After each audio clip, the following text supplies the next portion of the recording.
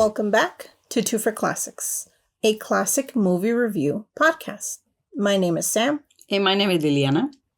And this is part 2 of Strangers on a Train. This is our spoiler part. So if you don't want to be spoiled, watch our first part or You watch the movie. spoiled? Yeah, I don't want to spoil the movie. Well, let me get through the summary and then we'll get into talking about the movie. We'll get there. So, again, spoilers incoming. You have been warned. Guy Haynes, played by Farley Granger, is an upcoming tennis player whose cheating wife won't grant him a divorce to move on with his new love. And Bruno Antony, played by Robert Walker, is the son of a rich man that has some very unhinged ideas. Two strangers whose meeting on a train may not be so random is highlighted by Bruno's grand plan. What if two strangers who both wished for someone to disappear permanently from their lives switch murders? Guy, like any other sane person, tries to leave as soon as possible and brushes Bruno's idea off. Little does he know, Bruno is set on moving forward, which leads to Guy's wife Miriam meeting a breathless end. An unsuspecting Guy returns to his residency in Washington, D.C. to find Bruno calling out to him from the shadows, literally. Lacking all self-preservation skills, Guy walks over to Bruno, who tells him he's completed his end of the bargain. And now it was time for Guy to go after Bruno's father.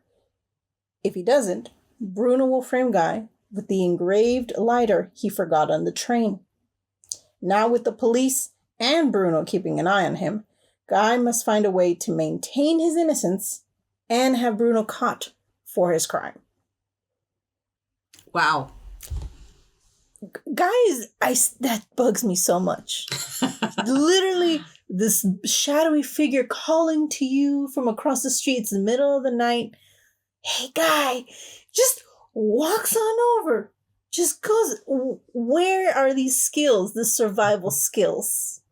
It's so interesting you say that about Guy, because it's something about this character, and if it was intentional, let me tell you, he did a good job. He just got a little bit on my nerves because he just keeps making these decisions where, in the beginning when the opening scene, the survival skills thing, when we see two men talking, one is Bruno, one is Guy, and one introduces this crazy idea of, I'm going to kill somebody you hate and you're going to kill somebody I hate.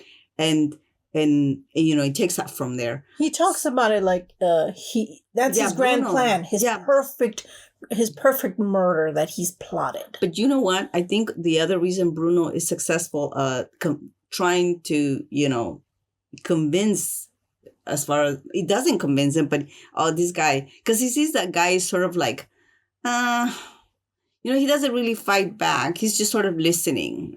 I think he's in his own head. What are you supposed to do?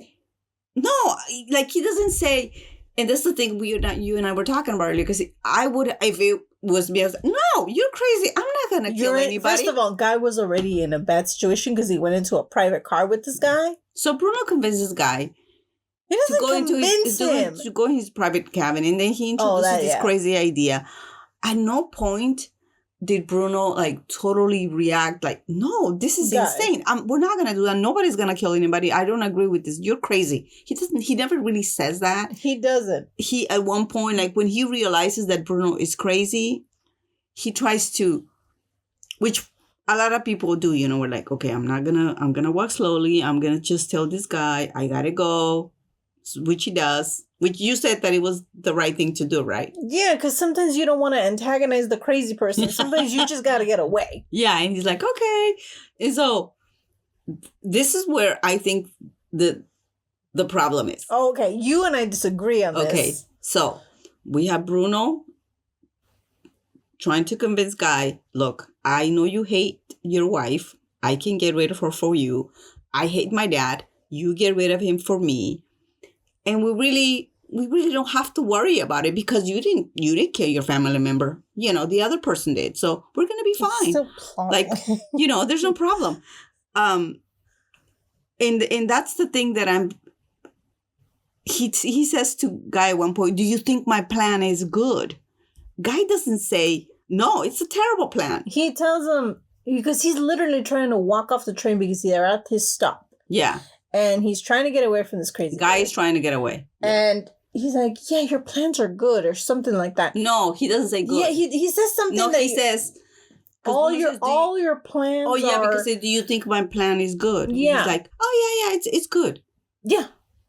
But how does Bruno take that? As a yes. He takes it as a yes. I agree with your plan. But so he decides, in his crazy mind, he's like, okay, he agrees. I'm going to move forward. But we understood that he was being sarcastic. He was being condescending. But he wasn't firm. No, I don't want... I'm sorry. I don't agree with this. I'm sorry. Yeah, it doesn't make sense to a normal person. That's not a yes. Let's go through with this insane plan to plot a double murder.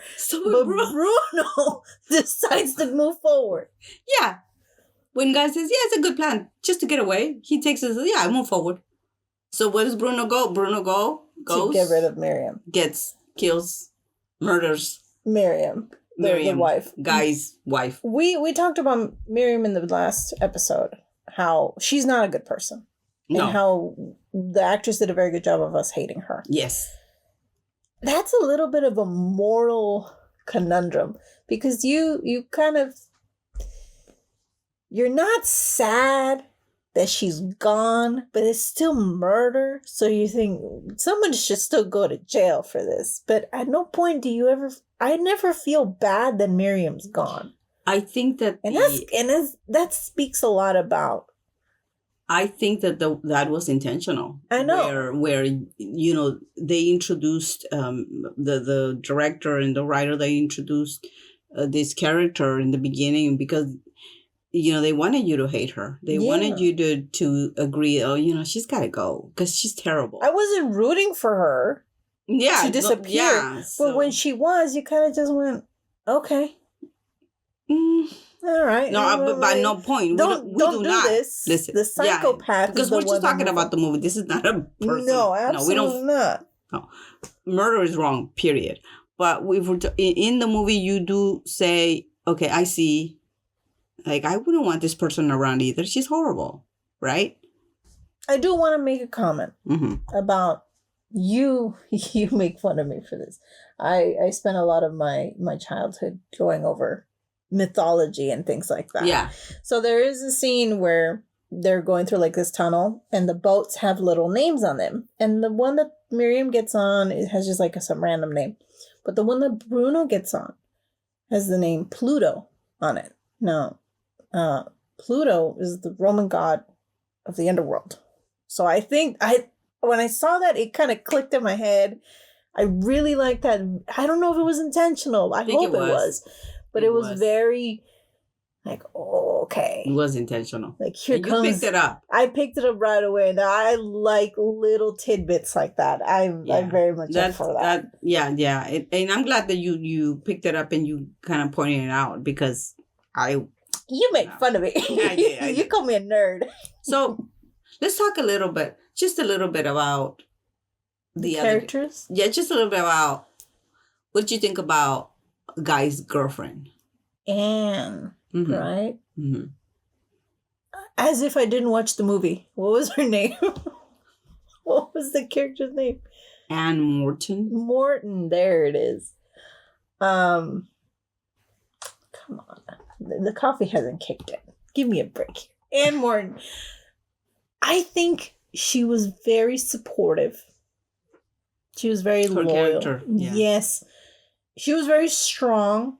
I think she also made some bad choices too. Yeah. But they both are a good couple because they both make bad choices. both choices together. But you can tell that she's a little bit more like a level head. She's a little bit more, okay, you know what? Let's think about this. Let's talk. At one point, let's not keep making these choices. She is leading. We're going to come up with a plan to. Yeah. Not necessarily says it, but we can tell that she's supporting him in, we have to get rid of Bruno. We have to stop Bruno. This is crazy. the guy tries to keep her out, but then she does kind of put the pieces together. Yeah. And then she kind of involves herself. I liked her sister, played by Hitchcock's daughter. Patricia. Yeah, Patricia Hitchcock. She is playing Ruth's sister. And then, Ruth and sister. We didn't watch the movie. Apparently we did watch separate movies, apparently. It's a name thing. It's a name thing. So, what did you think about her? What is that character's name? Ruth. Okay, so no. Oh my goodness. Barbara. Oh my goodness. Barbara. Where'd you get Ruth from? Okay, you guys will Barbara Morton. Barbara Morton, okay. Played by Hitchcock's daughter. I like that character. I think that's my favorite character. Because I think I see myself a little bit in that. But she can be a little annoying. She gets herself involved. Is a little bit of a know-it-all. Oh yes, absolutely. she gets in there, like she's trying to figure out. Right? Yeah, she just the minute that guy is what is it?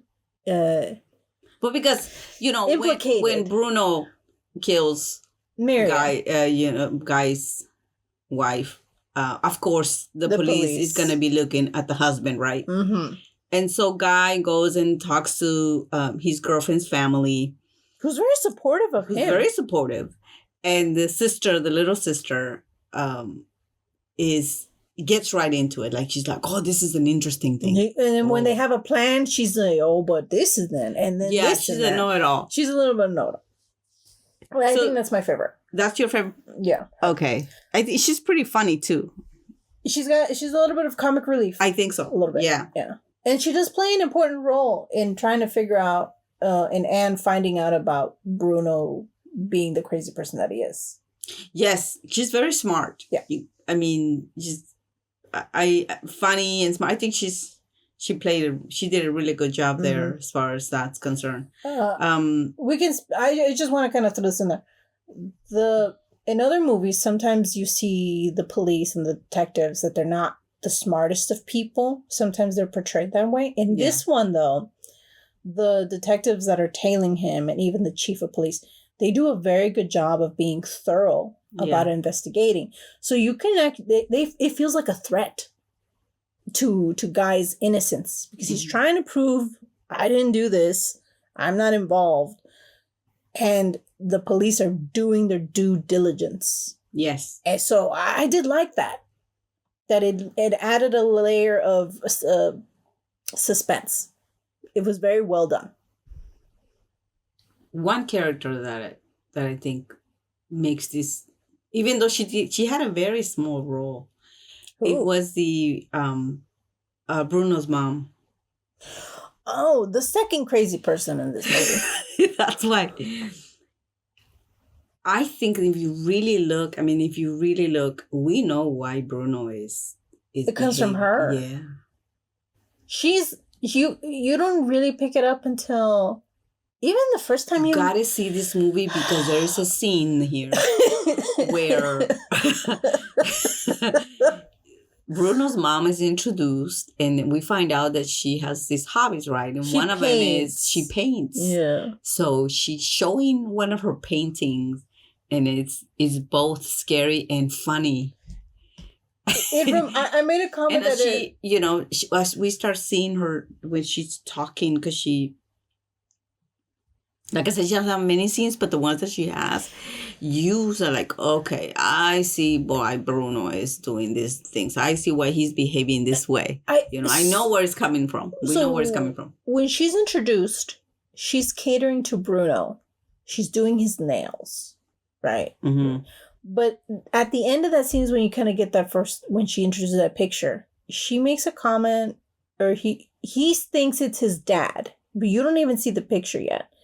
And then she says there's something about like St. Peter. That's what I'm saying. This, you, our listeners, you really got to see this movie because it's sort of like you have to see it. If you haven't, it reminds me a lot of that Scream painting where there's a very kind of bizarreness to it, but there's sort of like you see a painting and everybody is interpreting it differently, right? But there's a malicious and kind of feeling from it. Yeah, that's almost. what I'm saying. It's both funny and scary. And she says something about like I was trying to paint Saint Peter or some saint, and thinking that or lady, what's wrong here? And Yeah. you start to She understand. tells Bruno that the painting is of some saint, and Bruno, who does he see? he thinks it's He dad, thinks his dad. who he hates, who's the Because- only person in their family that Because the painting it looks like a painting of a monster, Yeah. right? And so it's just, and so It's we know crazy. at that point you're gonna okay, I see why Bruno's crazy. But 'Cause it's this woman is kind of crazy. confirmed later too when Anne goes to talk to her about like, hey, your son Yeah. killed someone. Yeah, But like I said, she doesn't have many scenes, but I think they are very important. you because almost feel kinda- bad for her. I feel bad for the dad I feel because he has to deal with two crazy people. Well, he should have The sent, wife he should and have, he should have Bruno. sent his. He's trying to send his son away to an asylum Yeah. now, but That's he- why that's why Bruno's trying to get rid of his dad. Yeah, she makes a comment also. Yeah. That I'm glad that you're over this plan. He makes apparently he has this crazy plan. We're not going to talk about it because we don't want the We algorithm. want our listeners to see this movie. Yeah. She says something that is so insane. Like, I'm glad that you're not planning this anymore. You're off this plan. And the minute you hear what it is, you're thinking, excuse me? No sane, normal person just talks about stuff like that. And she's just like, oh, okay. Well, that's what I'm telling you. We do realize that Bruno's mom knows a little bit of what's going on. But Because I think Bruno confides in her and tells her, his crazy plans. But she doesn't. And she sort of takes like, he's always joking. He's not, little does she know that he's doing these horrible things out there. But she knows. That's my questioning. Is it because she loves him, or is it because she's crazy herself? I think she's crazy or herself. some mix of the two. But I think if our listeners do go and watch this movie, and everybody's is going to see something different, I thought that she was mentally insane. I thought she Other was people a could say, sad you know character. what, she's not, but she's at a point where she's not the one to deal with him, and so she sort of just kind of brushes it off as he But doesn't that's mean way too much. I would understand if he was out Hey. there. you have him in all colors and all kinds. I don't know. But anyway, so tell me, what did you think about the ending? Oh my gosh. The pacing, like I said in the first part, I thought was very good. But then you get to the ending and it's just it goes from you're at a nice 60 kind of miles per hour, very consistent, and then it boosts up to 100. Yes. Those last Yes, 10 minutes. 10 minutes. Crazy. Yeah, I love it. I love the I the whole movie, but I'm gonna say the last 10 minutes of the movie are just they're hilarious. threw And my they're- hands up at one point. Yeah, you did. We're watching this movie. It is sort of like when this is not gonna get any worse, and it does. You're just Like things just keep happening to all the characters. It's really the ending. A lot of the people- ending alone a can lot carry the whole movie. a lot of people. I'm telling you, this movie. When you think of an ending, you're like, oh, it was very unsatisfying. This movie is a satisfying ending. It pays off. It really does. It's worth it. It's worth it. You're right. I think the ending carries the. No, but it's really good. It couldn't have a better one. You're not gonna be disappointed with the ending. We thought it was. I know it's a thriller. we were laughing. because The little it's boy, crazy what the characters the little go boy through. with the What the fighting, characters getting go through. involved. Oh yeah, in the that's- fight. there's a scene at the end in the carousel With where Bruno finally he ends up dead. Right? I mean, we're, this is a spoiler. oh yeah, Bruno ends up dead. But just through how that happens is just crazy. I You couldn't dream it. No. You really, it is one of those things where how did you write this? How did this come to that's you? awesome. I thought it was just There's a little boy that is on a carousel. They're fighting on a carousel, by the way. There's a scene where there's a fight between Guy and Bruno at the very end, and they are in a carousel, and there's a little boy there riding the carousel, and he gets involved in the fight because he's on a little horse, and these guys are going at it, going hand to hand, and he starts hitting Bruno on the back. He's about what? He looks about 7, right? No, younger. He was little, like 5. You think he was like 5? Yeah. Well, anyway, he's between 5 and Bruno 7. shoves him off the horse, and Guy, being a decent person, saves the kid from falling off the carousel. But the thing is that just how this little boy is like, I'm gonna get into this fight, and he just starts hitting people. There's so much going on. There's so much. But anyway, again, just the ending did not disappoint for me. It's great. It's great. It's a great movie. Remember, I tell you in part 1 why I gave it Yes, go ahead. I don't know why. a rating of 8. Yeah. It was because of the Guy character. Really? Mm-hmm. Why? I think that he could have been a little bit more interesting. He could have done a little bit more as far as being a little bit more stronger, or maybe a little bit more brave. Mm-hmm. He was a little bit on the boring side for me. Mm-hmm. And I don't know if that was intentional. If it was, then okay, then he did great. But for me, he was a little bit boring. I actually agree with you, but I think that's a good thing, because for as much as we talk about, we watched the movie, I wouldn't have made those choices. I would have done something different. When you're under duress, and when you're put in those positions, or hopefully no one is put in the position that Guy is and meets Bruno, right? Yeah. But if you're put under duress, you react differently. And I think that was shown very well with Guy being bland enough that you could kind of put yourself in his shoes. No, I'm talking about the actor himself. I just let you go through all that. Thanks. I wanted you to. No, Thanks I'm not talking about I'm talking about. I'm over here being philosophical, yeah, I know. Look, I saw him in another movie. Who was the actor? Is Farley Granger. I saw him with Katharine Hepburn, and he did a really good job there. Look, I'm no critic. What do I know? Right? Like no. What are you talking about? We're the most important critics. I just thought he came off a little bit boring. And that's just my opinion. And now as the character or as an actor? Oh, hitting. I don't know. If it was intended for him to be a little bit like, I would have liked to have seen a little bit more of like, no, I'm not gonna let you get away with this. No, you got to stop this nonsense. A little bit more confronting the Bruno character a little more. Like, for as much as he didn't. He kind of... He was in a tough position. He was being framed by this crazy dude.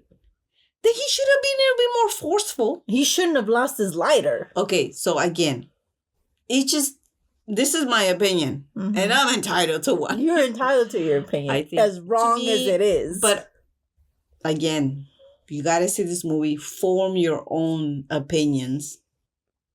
Overall, movie's great. Watch it. Please watch it.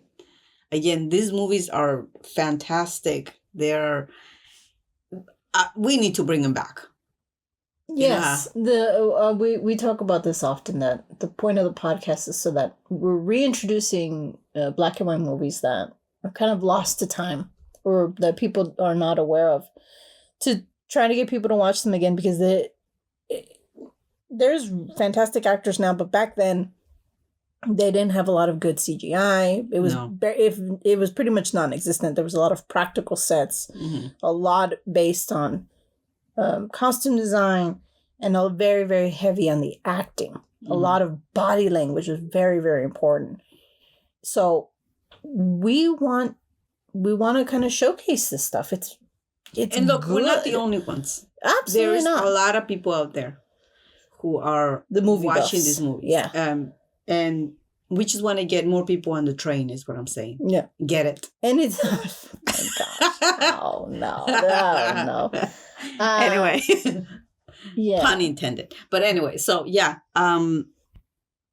That's it. Watch the movie if you haven't seen the movie. Please. You won't regret it.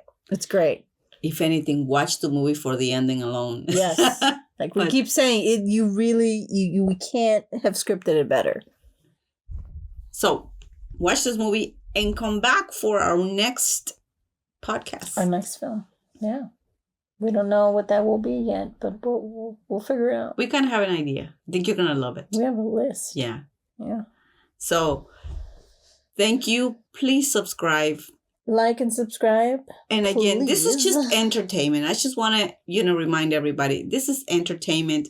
We are not professionals, as you can clearly hear. Clearly. But we're just here, just for laughs, entertainment, having a good time. Hopefully you can laugh along with us, or you can laugh at us. That's fine too. I mean, I'm good with that. I'm cool. So thank you for listening, and we'll see you next time.